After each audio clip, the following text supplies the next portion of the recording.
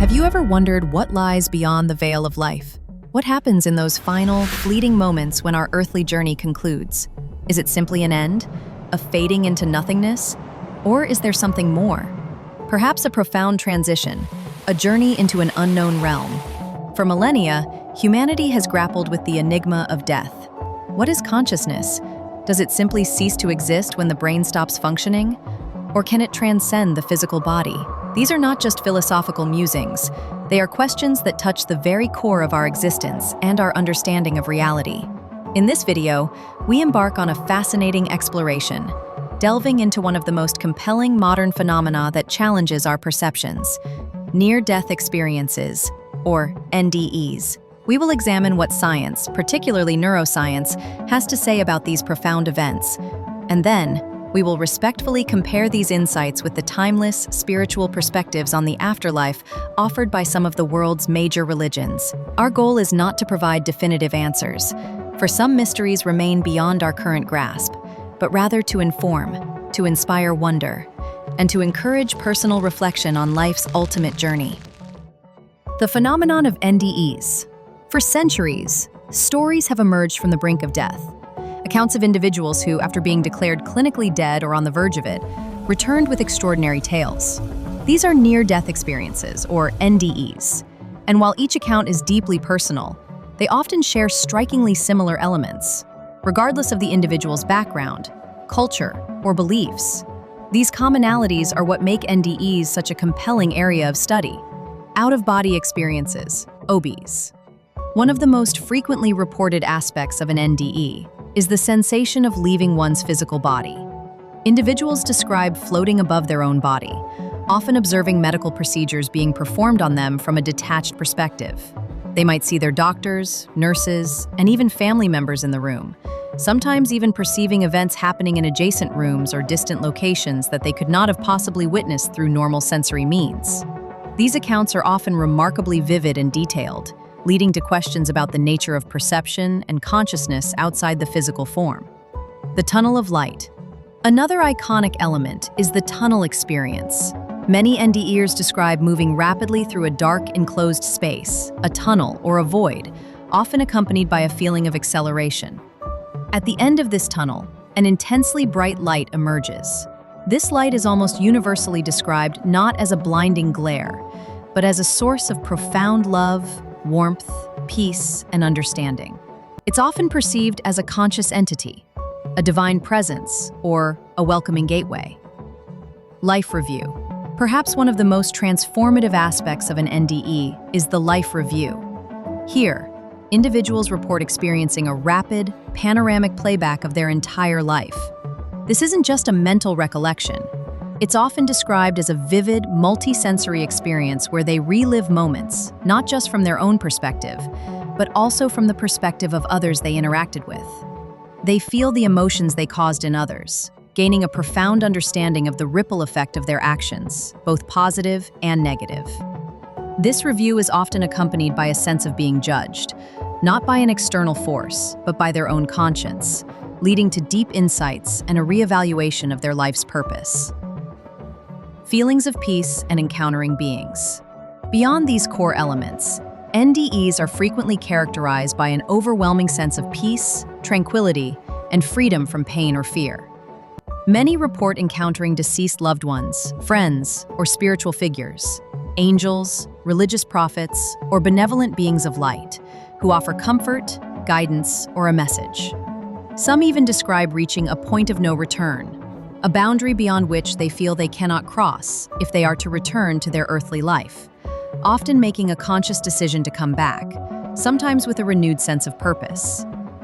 The scientific lens. While the profound nature of NDEs often leads to spiritual interpretations, science seeks to understand these experiences through the lens of neurobiology and physiology. Researchers propose that NDEs, despite their vividness, may be products of a stressed or dying brain, rather than evidence of an afterlife. Let's explore some of the leading scientific theories. Hypoxia and anoxia, the oxygen deprivation theory. One of the most widely discussed scientific explanations is the role of hypoxia or anoxia, a severe lack of oxygen to the brain. When the brain is deprived of oxygen, as can happen during cardiac arrest, suffocation, or severe blood loss, it can trigger a cascade of neurological events. For instance, the sensation of moving through a tunnel with a bright light at the end could be explained by the gradual loss of peripheral vision as blood flow to the retina diminishes. The feelings of peace, euphoria, and detachment might stem from the brain's response to oxygen deprivation, affecting areas responsible for emotion and self-perception. Hallucinations, including visions of deceased loved ones or spiritual figures, could be the brain generating vivid imagery under extreme stress. Endogenous DMT release, the psychedelic brain. Another intriguing hypothesis involves the release of N,N-dimethyltryptamine, or DMT. This powerful psychedelic compound is naturally produced in the human brain, albeit in very small quantities. DMT is known to induce profound altered states of consciousness, characterized by intense visual and auditory hallucinations, out-of-body sensations, and feelings of transcendence and interconnectedness. Some researchers suggest that a surge of DMT might be released in the brain during moments of extreme physiological stress, such as near-death events, thereby accounting for many of the common NDE elements. However, the precise role and quantity of DMT released during such critical moments remain subjects of ongoing scientific investigation. Abnormal brain activity and electrical surges. Beyond chemical explanations, changes in brain activity itself are also considered.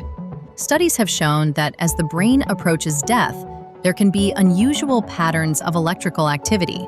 Some research indicates a surge of electrical activity in the brain, particularly in the temporal lobes, just before clinical death. This surge could potentially generate the intense and meaningful experiences reported in NDEs, including the Panoramic Life Review. Furthermore, as brain function declines, the normal communication networks within the brain can become disrupted, leading to altered perceptions and a sense of detachment from reality. Parallels have also been drawn between NDEs and the effects of dissociative anesthetics like ketamine, which can induce out-of-body experiences by affecting specific neurotransmitter systems. Data from studies, the AWARE study. To objectively investigate these phenomena, researchers have conducted significant studies. One of the most notable is the AWARE study, or Awareness During Resuscitation, led by Dr. Sam Parnia.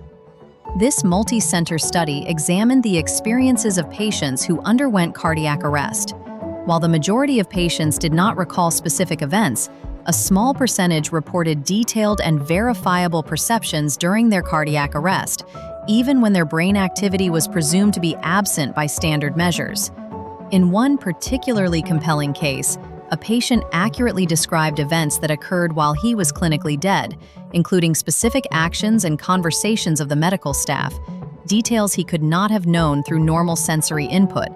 While these findings are rare and subject to ongoing debate and scrutiny, they challenge purely physiological explanations and prompt further questions about the nature of consciousness and its potential to operate independently of the brain in extreme circumstances.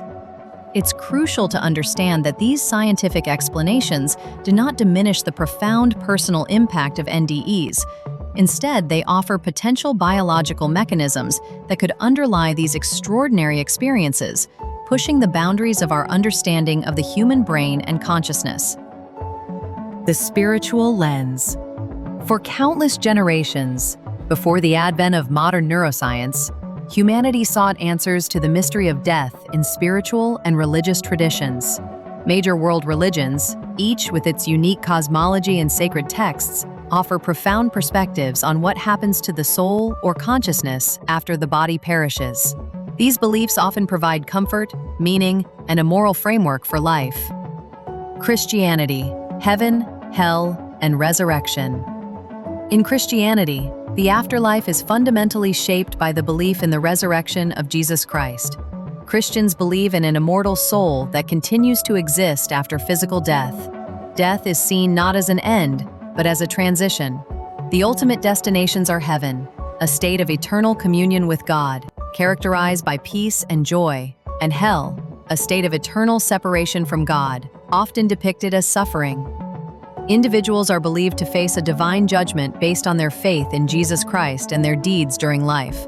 A core tenet is also the future resurrection of the body, where the deceased will be raised with glorified bodies at the second coming of Christ, leading to a new heaven and a new earth. For some denominations, like Catholicism, there is also the concept of purgatory, an intermediate state of purification before entering heaven. Islam, Barzakh, judgment, and Jannah, Jahannam. Islam places immense importance on the afterlife, known as akhirah, as one of its core articles of faith. Muslims believe in an immortal soul. Upon death, the soul enters an intermediary state called Barzakh, where it awaits the day of judgment. This period can offer a foretaste of what is to come, comfort for the righteous and torment for the wicked. The pivotal event is the Day of Judgment, Yawm al-Qiyamah, when all humanity will be resurrected and held accountable for their earthly actions and intentions before Allah, God. The ultimate destinations are Jannah, paradise, a place of eternal bliss and proximity to God, and Jahannam, hell, a place of intense suffering for those who rejected God's guidance. The belief in the afterlife serves as a powerful motivator for Muslims to live a righteous life, striving for good deeds and seeking Allah's mercy. Hinduism, samsara, karma, and moksha. Hinduism offers a cyclical view of existence centered on the concepts of reincarnation, samsara, and karma. Hindus believe in the Atman, the eternal and indestructible individual soul, which is a part of the universal spirit, Brahman. Death is merely the Atman shedding its physical body. The soul then transmigrates into a new body, human, animal, or even divine, based on the accumulated karma from past and present lives. Karma is the law of action and consequence, where every deed, thought, and word influences future existences. The ultimate goal in Hinduism is moksha, liberation from the endless cycle of samsara. This liberation is achieved when the Atman realizes its true nature as one with Brahman, leading to a state of eternal peace, bliss, and freedom from suffering. While temporary heavenly and hellish realms exist, they are not eternal destinations, but intermediate stops within the samsaric cycle. Buddhism, rebirth, karma, and nirvana. Buddhism, while sharing some concepts with Hinduism, has distinct views on the afterlife.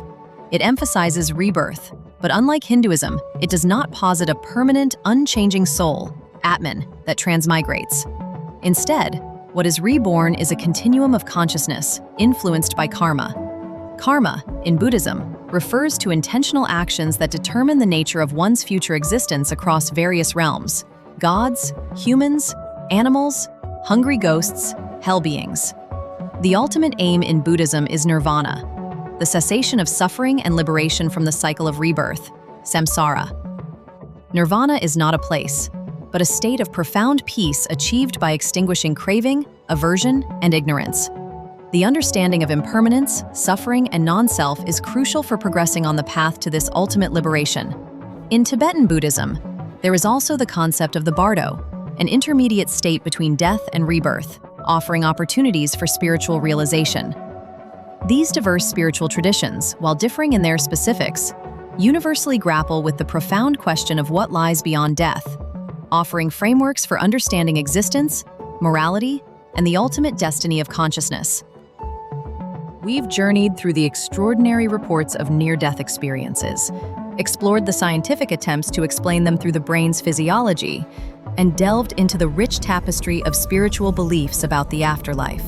Now, we arrive at the heart of the mystery, the profound question that emerges from the intersection of these perspectives. If consciousness is merely a product of the brain, an emergent property of neural networks and chemical reactions, how do we account for the verifiable aspects of near-death experiences? How do we explain those compelling cases, like the one from the AWARE study, where individuals accurately described events and details from their surroundings while clinically dead, with no detectable brain activity? If the brain is offline, how can perception and awareness persist, and even expand, to encompass events that were physically impossible to witness? Does this suggest that consciousness might, in some profound way, exist independently of the physical brain, perhaps even transcending it? Or are there still undiscovered mechanisms within the brain that allow for such extraordinary experiences under extreme conditions? The question of what happens after death remains one of humanity's most enduring and profound mysteries. Science, with its rigorous methods, continues to unravel the complexities of the brain, offering fascinating insights into the mechanisms that might underlie NDEs. Yet, it still grapples with fully explaining the most extraordinary and verifiable accounts. Simultaneously, spiritual traditions, born from centuries of human experience and contemplation, offer solace, meaning, and a framework for understanding our place in the cosmos, providing a sense of continuity and purpose beyond our earthly existence. Perhaps the truth lies not in a simple either-or, but in a realm where scientific understanding and spiritual wisdom converge, or where each offers a different yet equally valid lens through which to view the ultimate transition. What is clear is that these experiences, whether interpreted scientifically or spiritually, profoundly impact those who undergo them, often leading to a renewed appreciation for life, a diminished fear of death, and a deeper sense of connection to something larger than themselves. Ultimately, the journey into the unknown is a personal one. We invite you to reflect on these perspectives and consider what they mean for you. What are your thoughts on near-death experiences? Do you find scientific explanations more compelling, or do spiritual interpretations resonate more deeply with your understanding of life and death? Share your reflections, if you feel comfortable, in the comments below. Your insights contribute to this ongoing conversation about life's biggest questions. If this exploration has sparked your curiosity, and you'd like to delve deeper into the mysteries of consciousness, existence, and the human experience, please consider subscribing to our channel. Join us as we continue to explore life's big questions, one profound topic at a time. Thank you for watching.